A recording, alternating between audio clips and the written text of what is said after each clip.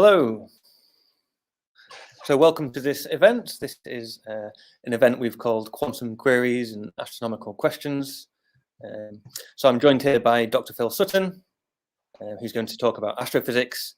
My name is Dr. Matt Booth. I'm going to talk about quantum physics. And we're also joined by Elizabeth Holland, who's a second-year physics student. And it was Elizabeth's idea to do this event, and she's helped organize this event. So I just wanted to say thank you to Elizabeth before we begin. So what we're going to do, we've got about 15 minutes talk from Phil, 10 to 15 minutes, and then we'll have time for some questions. So Elizabeth will look at the YouTube chat to see if there's any questions typed during the event. And then once we've done that, I'll talk for 10, 15 minutes about quantum mechanics. And again, Elizabeth's job is to keep track of the YouTube chat. And if there are any questions, maybe she'll have some questions. Okay, so without further ado, Phil, did you want to share your slides and begin? I'll remove myself. I can do. So let me share my screen. Okay, so thank you.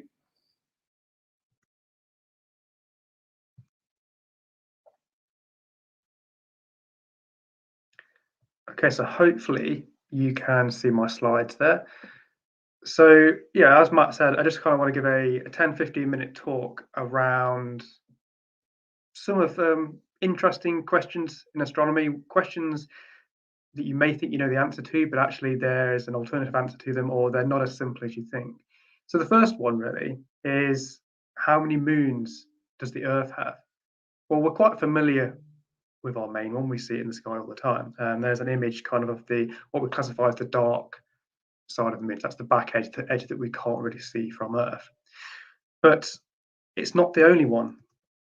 So we can temporarily capture moons. So if you look at the green arrow on Earth here, so the Earth is rotating in one direction. So it's rotating in a set direction. So it gives our night and day. But you notice that we've got this odd-shaped moon asteroid, which has its orbit, which is yellow, and it's got arrows which are showing it going in the opposite direction.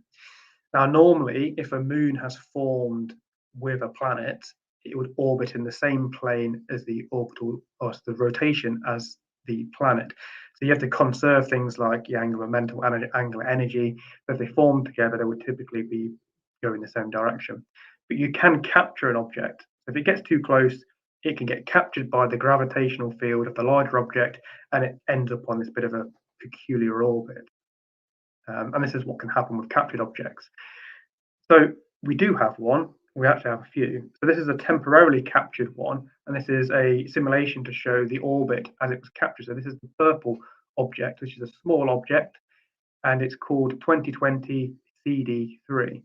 And you're probably thinking, well, why on earth is it called that? Can't we give it a cool name? Well, when they first discovered these minor planets or minor objects, the first is the year it was discovered, and the letters will denote kind of the month, and then the numbers is the number in that month. So you have this fairly boring catalog name when we discover one of these objects. But the point is, this was kind of discovered in 2020. It came close to Earth. I think the yellow orbit you have here is the moon, and in the center you've got the Earth. So it's come by, and it's been captured gravitationally by the Earth, and it's put it on this really weird orbit. So this is a new moon, and we don't know how long it's going to last, but it's probably going to be temporarily part of our system, and then it will leave and go do something else. And this is a fairly common thing, actually. So these minor objects can get close, they can get captured by the bigger planet, and then you have a new object. So captured objects is one way. And just to give you a bit of an example of that, really, Neptune's largest moon, Triton, is a captured moon. But Triton is actually bigger than Pluto. It has its own atmosphere, and in its own right would have been a minor planet or even a planet. So it's a fairly large object. It's, again, bigger than Pluto, but look at its orbit. So we've got Neptune in the center there, and then we've got all the other orbits here of other moons. They're mostly prograde. So prograde means they're orbiting the same way as the planet is rotating. So they've likely formed together. But you've got Triton here, which orbits in the opposite way. So this is a fairly large object with an atmosphere going the wrong way. You've also another one in here, which is not going to end nicely because it's in between the prograde ones. It's orbiting the opposite direction, and these things can collide. But the point is, capture of these objects is possible. We have captured objects around our own planet. They're not big objects for us because the Earth's quite small, but Neptune's quite large. So Triton, it's possible to have a fairly large object there. So that's one scenario of having another moon, and we have a few of these. Another one, which is one you might not have heard of, is co-orbital moons, or we sometimes call them Trojan moons or Trojan objects. Now, it's quite likely you won't come across the Lagrange points, but if we take a look at the orbit, so you've got the Earth in the center here, you've then got the moon, and the moon orbits around on this yellow line here. So that's the orbit of the moon around. Now, if you looked at the Earth and the moon and you move the camera with it, so it's in that reference frame, there's 5 locations around those 2 objects where you can place an object and it will remain there without any additional forces. So it's where the gravitation and the dynamical forces, or they basically even out, and you can place objects there and they're happy just existing without additional energy, which is good for things like spacecraft. So we can put objects there and we don't need additional fuel because they will just orbit where they are. So they can be stable, but the L1, L2, and L3 are not that stable. So if they move off the point, they'll go on a different orbit. But L4 and L5 at the bottom, they are in front and behind the orbit of the moon by 60 degrees. And it's recently been discovered that we've got objects orbiting there as well. So these are large clouds of dust, small particles basically, that are inhabiting these regions. So we've got one in front and behind our larger moon that we're quite aware of, but we have smaller objects in these locations here, which are technically moons. They have a very odd orbit because they do orbit the same as the moon, but they will move around the point as well. So as they're going around, they actually create spiral shapes. They're very, very unusual orbits, and we have them with the Earth, but it's not just confined to the Earth.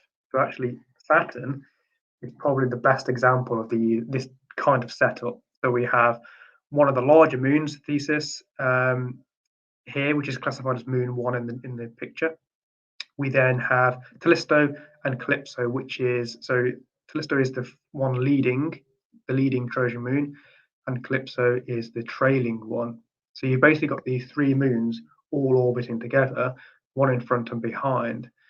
And this is a really good example of these Trojan moons. But they exist, in quite a wide range of situations. So Jupiter has Trojan asteroids. So if you have the orbit of Jupiter, so Jupiter was actually where Moon 1 was, and Saturn would be the Sun. There are large collections, 60 degrees in front and 60 degrees behind, that have thousands and thousands of asteroids. So it actually creates these groups in an orbit with Jupiter.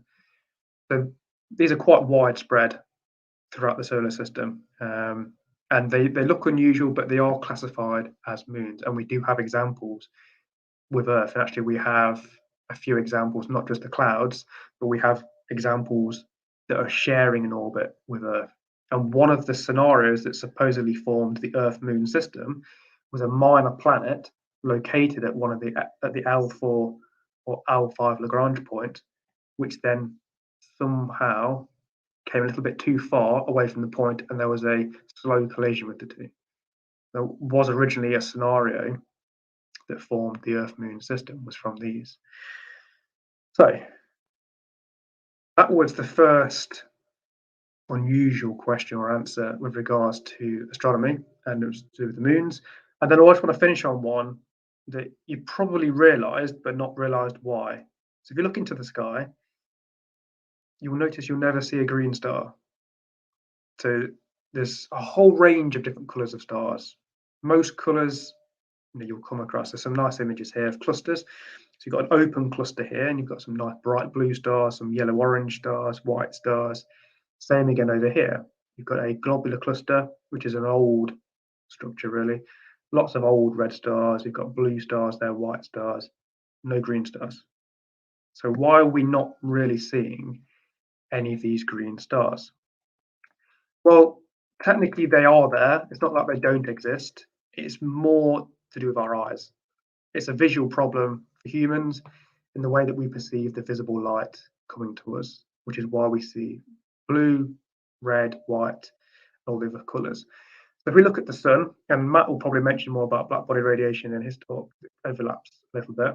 But if we look at black body emission from an object, most stars can be treated as emitting like a black body. And so their spectrum they emit, so the relative intensity of the light they emit at a certain wavelength, relates to their temperature. So the cooler the star, their spectrum is shifted more towards the red part, so they peak more in the red, which is why your red giants and that they're fairly cool stars, but they also look red to us. And then your bright blue stars, very hot surface temperatures, they're peaking more towards the blue. But the sun, the peak of the spectrum is pretty much in the middle of the visible part of the spectrum, which is about green. But because we're getting equal amounts of blue and red light coming into our eyes, we perceive that as white. So it's not necessarily that there's no green stars around, it's more to do with how we actually see it. So it's a human problem as opposed to an astronomy problem. But if you haven't noticed this before, go out and look at the sky next time you can and have a look at all the different colors, because you can see them visually, just naked eye, really, just looking in the sky. You don't need a telescope. You can see all those range of different colors. But again, you'll never see a green one. There are some situations where they can be almost like an optical illusion. So if you have a certain color star in like next to another color star visually, they can cause a bit of an optical illusion, but they're not actually green. We don't really see them as green. So that was where I just wanted to leave it. Yeah, thank you for listening. If you have any questions, then just pop them in the chat room and we'll see if we can answer them for you. So thank you. Thank you very much, Phil. That was very interesting. I don't know, Elizabeth, any questions for the chat or questions you want to ask Elizabeth, or should we wait to the end? I think we'll wait to the end because we haven't got any comments yet. But yeah. Okay. Yeah. Well, people might be watching this actually not live and maybe watching it later, right? So if you are watching this like after the whatever the date today is, the 17th. So if you're watching this in the future, hello from the past. And you can type your questions in the comments on YouTube, and we'll check it periodically, and we'll try and answer the questions later. So thank you very much, Phil. So now it's my turn, and I'm going to talk about quantum physics, which is very interesting. So I'll hide Elizabeth and Phil. I'll share my screen, and we'll start. So just give me one moment.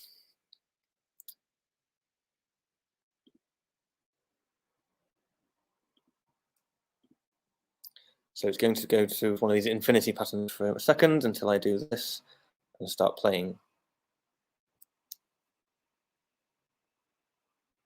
Okay, so I have some quantum queries that I wanted to talk about. So there's, if you're not familiar with quantum physics, then this will be very interesting. If you are familiar with quantum physics, and you may have heard some of these things I'll talk about, but I will try and kind of explain in a bit more detail what these things are in terms of kind of wave function. I'll talk about wave particle duality and superposition as well. So my first question then is, what is wave particle duality?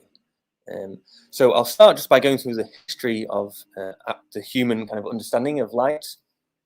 And we start off back in the times of Newton, where they used to, or at least one leading theory was that light was made up of particles. So this was called the corpuscular theory of light. And this basically came from our understanding of reflection. So I've got a picture of the Taj Mahal here. And if we flip that upside down, it looks almost exactly the same. Okay, so we see reflections all around us in everyday life, and we have a good understanding of how, for example, a tennis ball bounces off a wall. We know that the angle of incidence is equal to the angle of reflection. Okay, so this made people think that light consisted of particles hundreds and hundreds of years ago. But then waves came along. So there's some phenomenon phenomena to do with light that couldn't be explained by treating light as particles. And for example, this effect here, where if you have a shadow of some circular object, then it turns out that the brightest point of the shadow is in the middle. This is called a Fresnel spot, after the French mathematician Fresnel. Some people call it the Arago spot, after an Italian, but things in physics tend to have different names depending on where you live. But this is a phenomenon that can only be explained by treating light as a wave. And if you want to look more about this, there's a nice video from Veritasium about this exact phenomenon. So this is a really nice video. It's not very long. It's definitely worth watching. So the point is, though, throughout history, the kind of fashion, if you like, has changed from treating light as particles to waves. And it seems for different problems, we have to take a different approach. So this idea of wave-particle duality, or the competition between wave picture and light and particle picture, at least for light, is very, very old. In the 18th century, Maxwell's equations, which are a way to kind of describe light in terms of electric fields and magnetic fields. So, by the way, this is the kind of physics you would learn at university. This kind of cemented the wave picture of light. This is seen as the pinnacle of science in the 18th century, 19th century. So this, when Maxwell wrote down these equations, that was almost like the end of the story. Like light was made from waves. But then, in the 20th century, or at least in the late 19th century, going into the 20th century, there were two big problems in physics. And the first one was black body radiation. So Phil mentioned black body radiation.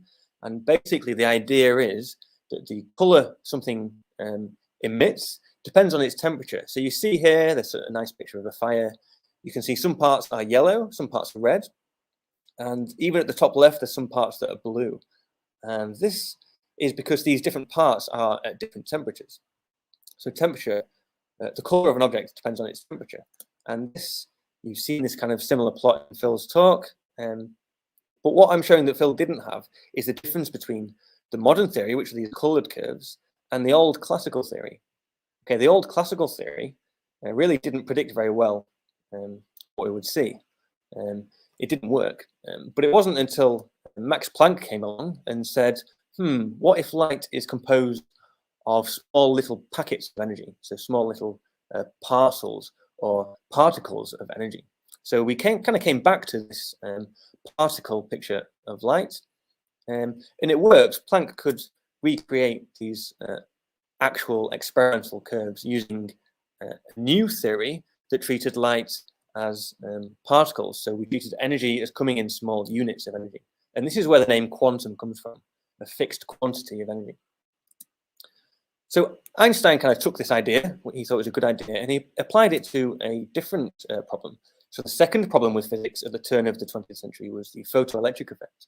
So I don't have much time to talk about this, but the basic idea is we shine light from this torch up top onto some metal plate, and in some circumstances that light causes electrons to be emitted by that plate on the left, which is labeled U, and travel towards this plate on the right, which is labeled E.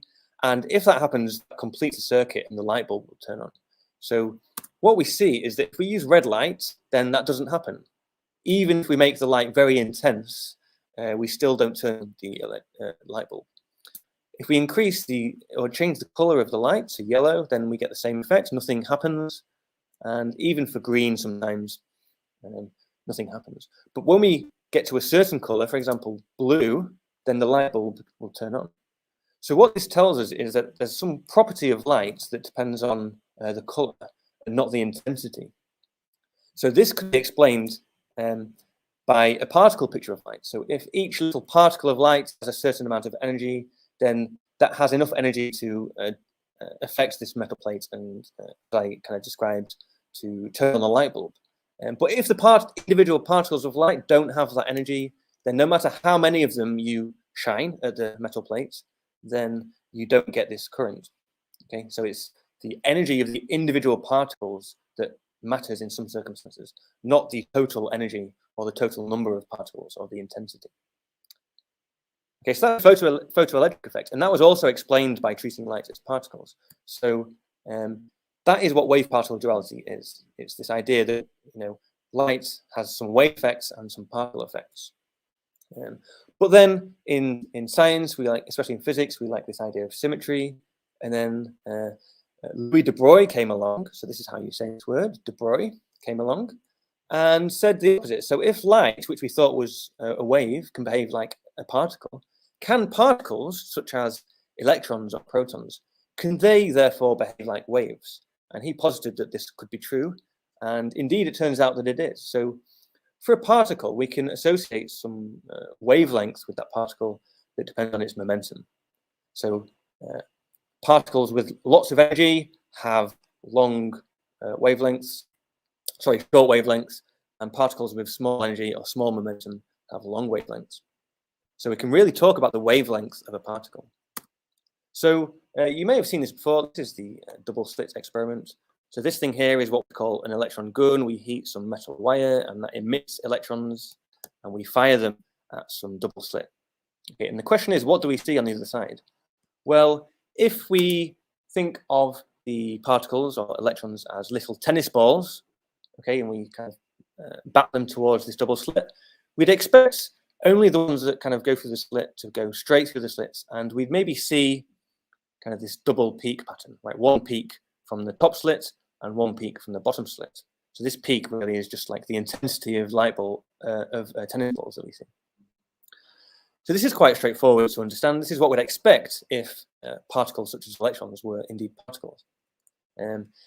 If we had a torch and we shone light at this double slit, then we know what we get. We get an interference pattern. So the light reaches these slits, and then each of the slits acts as its own new source of light, and then we get spherical waves from each of the two slits, and those waves interfere, and we get interference pattern on the screen. Okay, so we do this experiment in first-year physics labs here at Lincoln. This is something you can do in first year and observe this interference pattern. Okay, so what do we see? Well, we actually see that these little particle electrons actually interfere with each other and give this interference pattern when they're passed through the slit, which was very counterintuitive at the time. It was a very surprising result. And you might think maybe it's some statistical property of the electrons. Maybe these electrons really are little tennis balls and they're bouncing off each other. So they do go through one slit, but then after the slits, they kind of bounce off each other and they somehow come up with this pattern. So what people did then was they fired electrons one at a time through this double slit, and we're going to see what they saw. So when they started to do this, it looks kind of random. If you try and see some sort of pattern here, maybe you can trick yourself to thinking you can, but this really does look random. But then as they fired more and more of these electrons one at a time through this double slit, they started to see that they got these fringe patterns, this interference pattern. So it seems that even when these electrons go through the slits one at a time, we still get this wave property. So this tells us then that even single particles have this wave-like property. Okay, so that's the first question. What is wave-particle duality? And the idea is that electrons connect as waves and particles, and light connects as waves and particles, depending on the circumstances. So the next question I wanted to ask a bit more quickly is, what is the wave function?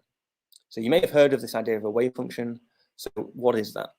So in classical mechanics, we treat the position of a particle as a definite quantity. So we have some axis. So I'm looking at a really simple one-dimensional problem here.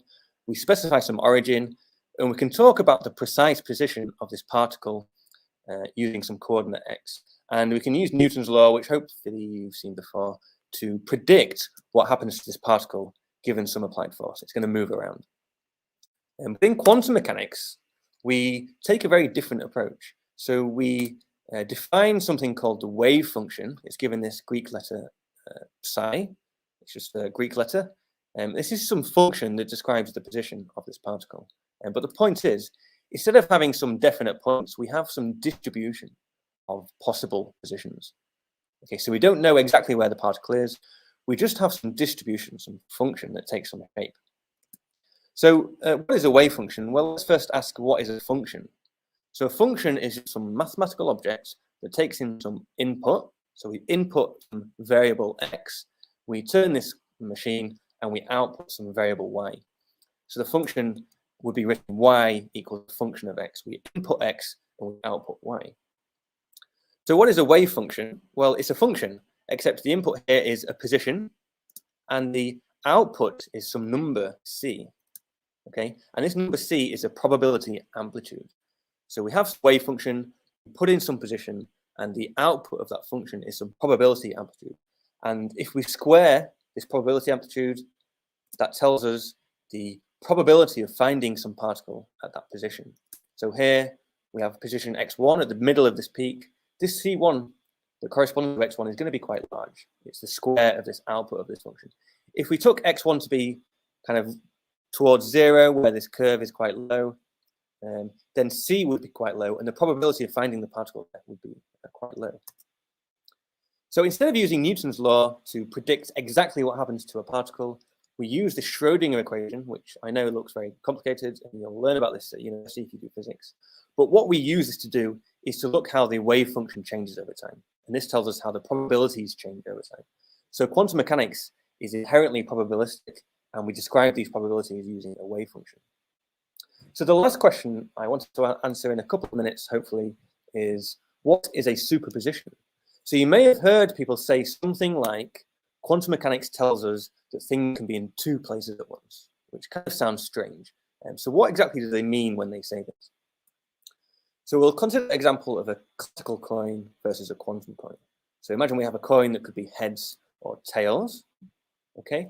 And classical physics tells us that if I flip this coin and it lands on the table and I cover it up, then that coin could only possibly be heads or tails, okay? So even if before we look, we know for certain that it's either heads or tails. Now, the slight subtle difference for quantum physics is that we put emphasis on measurement rather than existence. So in quantum physics, the coin can only be measured as heads or tails. So when I move my hand and look at the coin, then it's going to be heads or tails. But before I look at the coin, so before I flip it, it lands on the table and I cover it up, before I look to see what it is, we would describe the coin mathematically as being in a superposition. So what does this mean? A superposition is a sum of all the possibilities times these amplitudes that we saw when we looked at the wave function. So for a fair coin, the probabilities would be 50-50, right? So for the wave function to be a superposition of heads and tails, it looks like this. So the wave function is this psi, and this is equal to some amplitude c times heads plus some amplitude c for the tails times tails. So in this kind of description, the probability of seeing heads when I move my hand is the square of the amplitude for the heads. And the probability of seeing tails when I move my hand is the square of the amplitude for this second part, for the tails part. So you may have heard of this in terms of Schrödinger's famous thought experiment, where a cat can be either alive or dead. So there's some cat in the box with some radioactive material, but you don't know if the radioactive material has kind of radiated or not. So before you look, the cat is in some superposition of alive and dead. Okay, so the probabilities work in the same way. It's the square of these amplitudes c. Tells us the likelihood of the cat being alive and the likelihood of the cat being dead.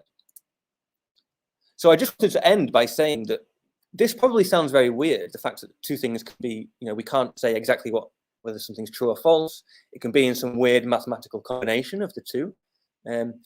But I think this may sound weird to us because of our kind of Western logical tradition is binary. So in our whole civilization is, at least Western civilization, is nowadays grounded in digital technology, right? Where we have Boolean logic. 1 is true, 0 is false. In logic, we'd write that as A or not A. And this is all we have for logic, okay? But there's some ancient logical traditions, such as a Buddhist logical tradition called Katascotti, cat reminds us of Schrodinger's cat. And they have 4 possibilities. They have A is true, A is false, but they also have the logical possibility that A is true and false, and A is neither true nor false. Okay, so don't worry about these things on the left, look on the right. So they have these 4 possibilities: true, false, true and false, or neither true nor false. Okay, so to a Buddhist who's kind of thinks about the world in this logic of the Katascotti, maybe the superposition wouldn't actually be that weird. So I just wanted to finish by showing you all the possible interpretations of quantum mechanics. Okay, so the thing, when I think of questions about quantum mechanics, a lot of them don't really have definite answers, because the philosophical interpretation of quantum mechanics is still very much an open question, and all those interpretations are experimentally indistinguishable. Okay, so thank you very much, and hopefully we have some questions now. If not, that's fine. We can finish there. But let me bring back Phil and Elizabeth. So I think I went over a little bit there, as I kind of knew I would. I tried to finish them. Pretty close. Were there any questions from the chat or questions you had, Elizabeth? Me? What interpretation would you go with if you had to choose one? Ooh. Like your favourite? So I'm hoping there's many worlds. the one, no, actually it's not. So the one we teach at university traditionally is the Copenhagen interpretation, which just has some sort of collapse. So we treat measurement as a very special thing.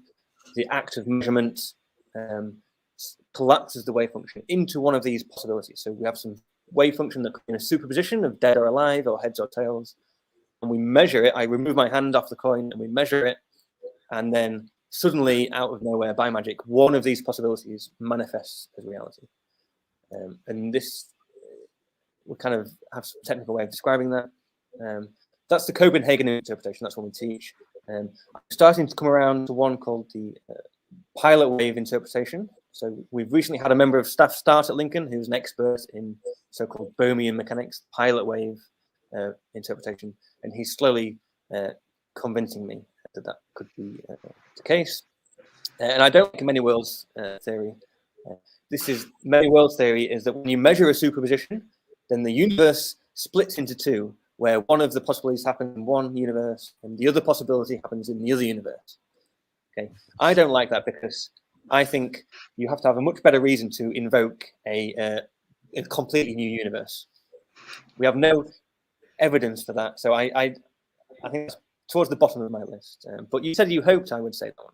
So is that the one? I hope you wouldn't, for that reason. I agree with you. So I think it's a nice idea, but I think I don't know. I would need a lot more evidence, other than that it's just plausible. So it's plausible, it's possible, but I don't know. It's a bit of a stretch to my mind anyway. But who knows, right? I think by definition we would never know. So I don't know. Well, so Any other questions? Go on, Phil. Sorry. I was just going to say, are these things untestable? Because if they're untestable, you can't really hold them to much, can you? Yeah, so you have to be so careful. Yeah. So because the Copenhagen interpretation is the one that we traditionally teach in universities, that's kind of the default language. But there's other interpretations that are equally valid. So we do have to be careful not to speak as if we're for certain the interpretation in terms of metaphysics, because we don't really. Yeah, and I suspect it basically crosses over into some of the weirder questions in astronomy, and that, well, multiple universes is the same sort of thing. You can have a universe inside a black hole. It's endless, but you can never really test them. So at what point are they actually useful to talk about? Yeah. Well, yeah. I mean, they're useful to talk about for sure, but I think, like you said, we have to be careful not to be too overly certain and pretend that we know things that we don't actually know. So, what's your thoughts on the many worlds interpretation? Like, imagine if you had an infinite number of universes to look at planets. But it just makes it more complicated. I mean, we're not capable of looking at the whole what we've got at the moment. I mean, I don't know if this is probably just to let people know how we do astronomical observations and research is Yeah. that we don't go out to an observatory anymore, sit on a mountaintop and fiddle with a computer and move it around, take pictures. We don't do that. That's not what astronomers do. What we do is we set it all up robotically, and it just scans the sky. Then we go back a few years later to look at the actual images and historical data sets. There's too much data that we can't actually go through. So if we had more universes, well, yeah, it'd be difficult to even comprehend the kind of information we'd get if we could even look at them. I think that, like you said, they're nice ideas to think about because it offers some really interesting ideas. But when you actually want to figure out if they're right or wrong, you hit some fairly significant problems. Yeah. So yeah, I mean, I prefer observations, obviously. We do take students to the observatories, though, right? Usually we go to La Palma, I think. But Yeah, this year so actually we do visit them. So I mean, when I was doing my PhD, I still got to use one of the observatories at La Palma in remote control. I'd like to add, but so the point is, the big handle and no, we don't do any of that. So you basically you can get trained how to use them because modern astronomers don't necessarily have the contact with them, so they don't really know how to use them, or they're not familiar with observations. But it's key to know to do your research. So you can get access to them for like training and stuff, but most of the time, most professional astronomers are either writing computer simulations, looking at data. They're not really going to exotic locations like you may think in the movies. There's a handful of us that do, but not many. Anything else, Elizabeth, you can think of? I never ever really understood what actually causes the wave function to collapse in the first place by observing something, if that makes sense. So again, this is one interpretation, and there's several explanations about that part of that interpretation. Yeah. So, one idea is that when you make a measurement, so a lot of people, when they hear the word measurement, they think that we're talking about like somebody who's conscious, right, and looking at it. When we say measurement, you can really think interaction. So when you measure something, you're necessarily interacting with the system. In order to measure something, you have to interact with the system, okay? And then you kind of couple your interaction, your measurement device with the system itself, and it becomes one system, okay? And it's kind of entangled with the system, and then this causes, yeah, it's difficult to explain on a YouTube chat. But there's this idea of decoherence, which is one of the things I put on the list there. But we can chat about this in more detail another time. But that's one. This is kind of another way to think about quantum mechanics. And the difference between quantum mechanics and classical mechanics is that in quantum mechanics, the system being measured and the measurement apparatus cannot be described separately. They're part of the same system. In classical physics, you can think about some system, and we tend to think about like passive movements, where we can measure the state of the system without actually affecting the state of the system. But in quantum mechanics, we just can't do that.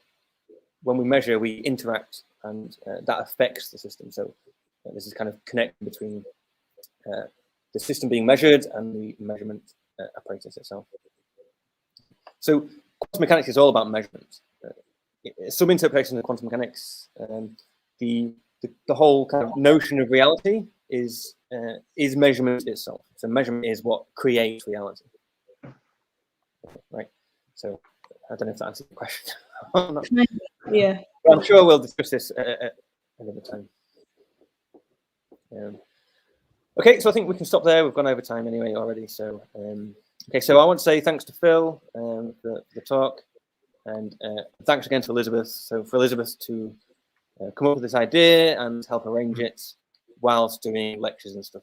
It's really nice. So thank you, Elizabeth. I hope you enjoyed it. Thank you. Got something from it. So we'll stop there. So everyone watching, have a good day, and we hope to see you soon on some of our other outreach talks. Okay, thank you. Bye. Bye.